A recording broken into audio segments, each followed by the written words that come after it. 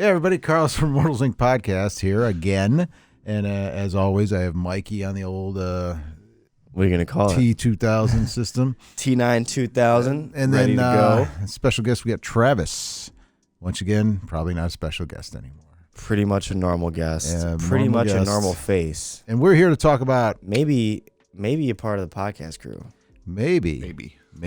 But it's up to Carlos. I don't make decisions. I don't know what I'm doing. We're here again to talk about your favorite, Lamentations of the Flame Princess. James, what we got? And today we're going to talk about Better Than Any Man, which... Just straight up. Straight up. The title and the picture of the young woman with the squid monster on the cover should tell you that. And the back says it all. I mean, what would you call what is the back part of the book called? The official name that gives you a light description. It says the Swedes are invading. War is hell. Well, not in that order, but war is hell. First.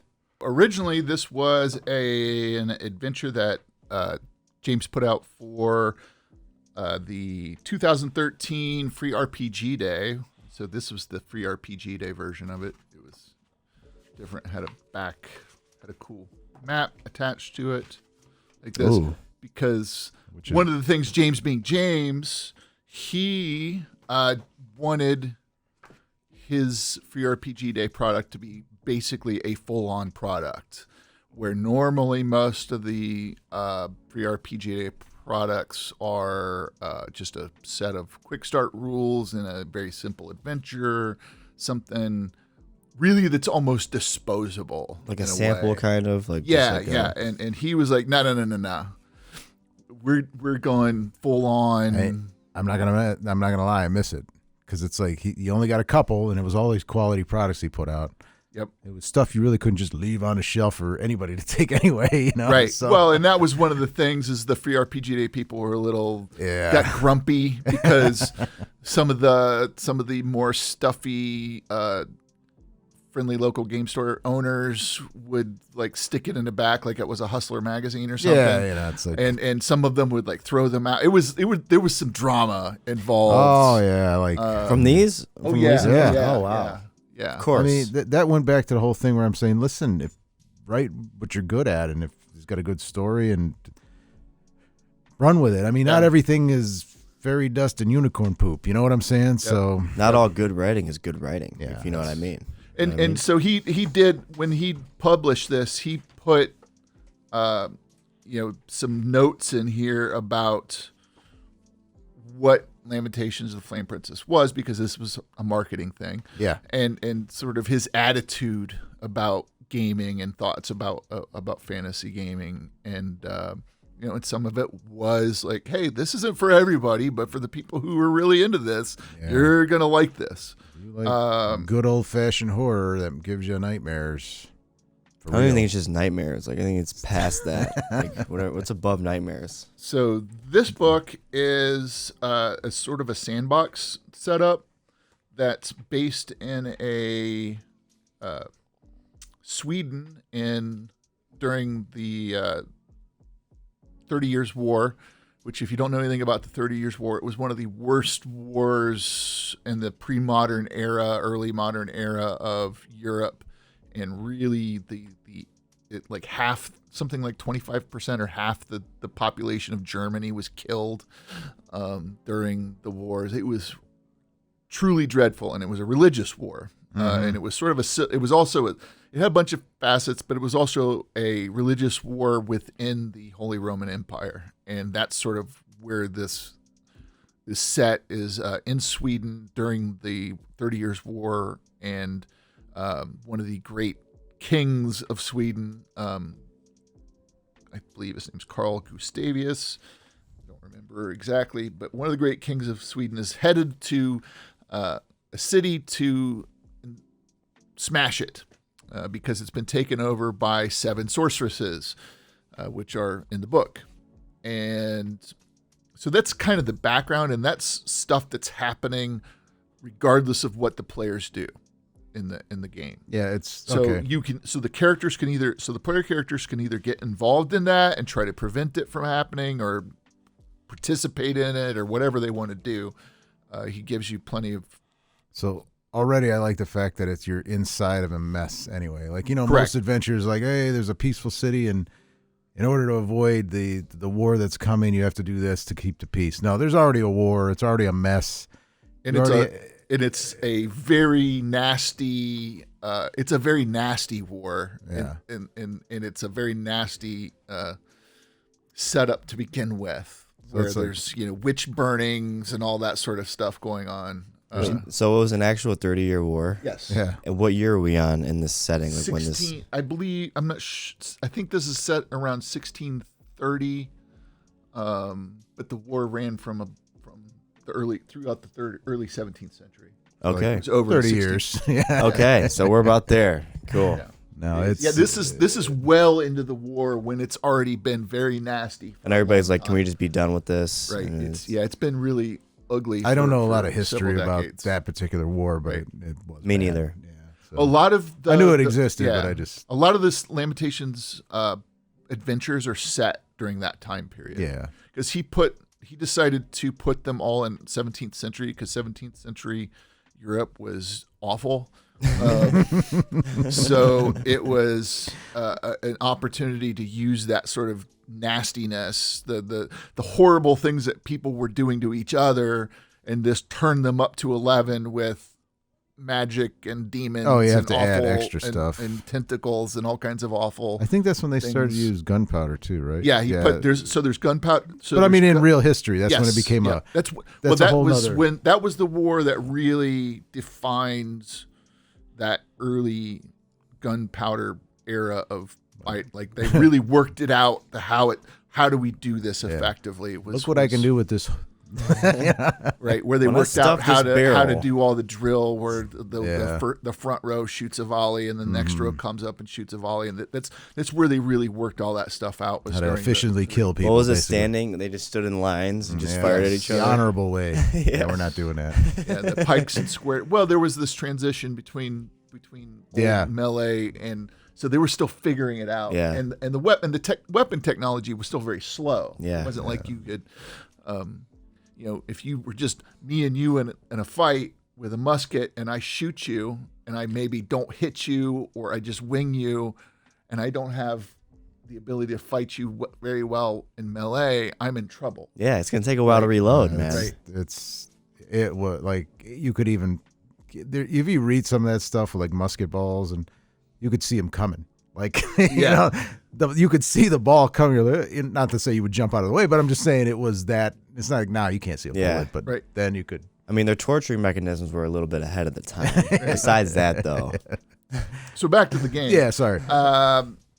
So what this book gives you is a description. It's a sandbox setup. So you have an awful situation going on, and so the players can either get involved in that situation, or they can take advantage of the situation, in however way they decide to do that. There's several towns in the area that things are going on.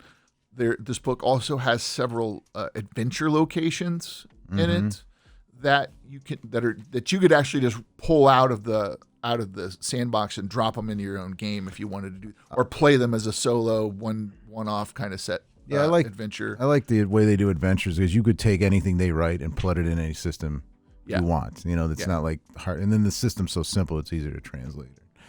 So there's a bunch of stuff. So there's 7 sorceresses that have taken over the town of Karlstadt, and the king is coming to take it back. And there's basically a set of timeline. Mm-hmm. The game starts on day 0, and on day 2 this happens, day 7 this happens, day 8 this happens, and then finally he wipes out this place and goes to this next place, unless the players get involved somewhere along the line and change things up. So the players can get involved on either side, right? Yes. I mean, that's what the sandbox definition is. Yep. So they could, and then, not to cut you off, but who would be considered the good guy or the bad guy? There really isn't a good guy. That's what I thought. I mean, and that's the thing. I mean, maybe the sorceresses in their way have, but there's just, it's just ugly all around. Too much going on, huh? Way too much. Yeah, It's definitely a bad versus the worse. Sorceress, like in the game, is magical, right? Yes. And magic's always evil or demon oriented. Well, most of it, yeah. Each of the sorceresses, they're not super powerful per se, but they all have a other dimensional creature that is a servant of theirs that has various powers and abilities, and they're kind of nasty, and so they use them. And each of the sorceresses has a name that's it's like what they do. It's not like they're like, it's not like a given name. It's like a moniker that describes their sort of things that they're interested in or their activities that they're into. And the king, of course, is supporting the church, right? He's the Holy Roman Empire. No, he's the king of Sweden. So I can't remember off the top of my head whether the Swedes were part of the Protestant side or whether they were on the Catholic side. But either way, there was church involved on his side, right? So he's going to think himself as the good. So yes, correct. Everybody thinks they're the good guy. Yeah, always. I mean, I always do, but apparently I'm not. True.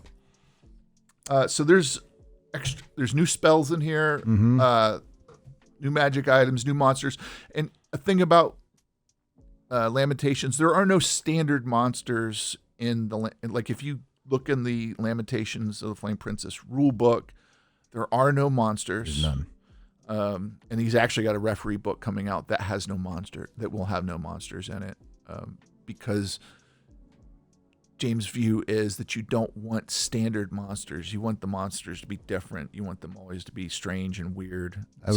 He makes, every time he puts out a new book, there's weird, strange monsters in it. I think he wants you to make your own, tailor-made to your group's fears and correct. What they would, to bring more booga booga to you. Yep. So there's location, like I said, there's locations to steal for your own game. I mean, that's the main thing. There's no like mission that you're sent on to go do. There's just this catalyst of the invasion in there in a bunch of different places that are all connected together to the situation that's happening in the setup, but it's not required that you go to any one of them. It's not a timeline, or not a timeline. It's not a what's that called? It's not a plot line. Yeah, plot point. Thank you. Yeah, there's no plot line where if you do this, you fail. It's kind of really the thing is your characters are here and the players decide what they want to do. Do they want to be heroic in some way and try to make somebody suffering less? Do they want to be scoundrels who are trying to profit off of the situation? Are they explorers? Are they just trying to survive? That's really kind of... I think anything... Like, this sounds like it'd be good. Like, hey, you got to go from point A to point B in any adventure. In the meantime, you wander across this mess going on. So, I just got to get out of here, So, like, that could be an adventure of itself. That's where I would, just getting out of town. Yeah, I got to get out of here. It could be, that you could make the whole thing as like, we got to get out of here because they're about to burn and pillage the whole countryside. That'd be a plot twist. Just get out of here.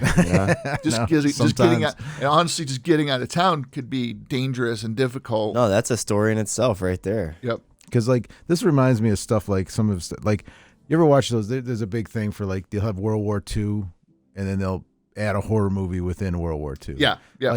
Overlord. Yes. Like that was just a hot mess. Like this reminds me of something like that. You already have a horrible situation. And inside that, you find a worse situation. Yes. And you're like, let me just get out of here because I have nothing to do with this. I just got to move on, And that's what it reminds me of. So, but his stuff's always good. We have a hard copy of this. That's the free VARP. That's from. Yeah, this is the old collector's version. Yeah, and I could see it's well loved, and it hurts me a little that you had that. Well loved collectors means not mint 10, but. But we have the hard copy version, and we have a pretty good selection of a lot of his books. And actually, when I pulled this off the shelf, I noticed the shelf was packed when I bought them all. And now it's starting to Yeah, I could see they're starting. So somebody else is enjoying these also. So good. Glad to hear that's it. good. We have a lot. I'm probably going to read some more. And they're easy reads. Not like easy on the brain, but easy. Like you could pick this little digest book up and read this in a day. Yeah. And get a lot out of it. You know what I'm saying? So they're not like these, 500-page tomes. Yeah, tomes of like, this is your 1 through 20th level adventure, and here's all the characters you have to memorize. And no, they're just simple. Let's go have some fun and go on. And I would say that there's probably a good at least 5 to 8 game sessions worth of stuff in that book. And that's for at least. What are we selling this thing for? That's pretty crazy. Just even thinking about when it released. Don't on even free know. RPG day. Yeah. 5 to 8 sessions of an RPG day product. Like that's crazy. Out of that one? Yeah. Oh yeah, for a free RPG. Yeah, like you said, the other free RPGs were like a couple hours. Just designed that way. Yeah. Yeah, I'm sure he sort of annoyed some of the I betcha. other game Well, that companies and all involved. the other, like if you saw some of his other free RPG stuff. Yeah, I have some of those. I have, which I'm currently collecting a lot of because it's just great. So they are wonderful. Yeah. But if you like this, come in the store, check out anything by Lamentations of the Flame Princess. We have some other videos on it, and if you like what you see, give us a like, give us a subscribe, make your notes in the comments, say anything you want. Don't say anything you want. Be nice. Right. And then please be nice.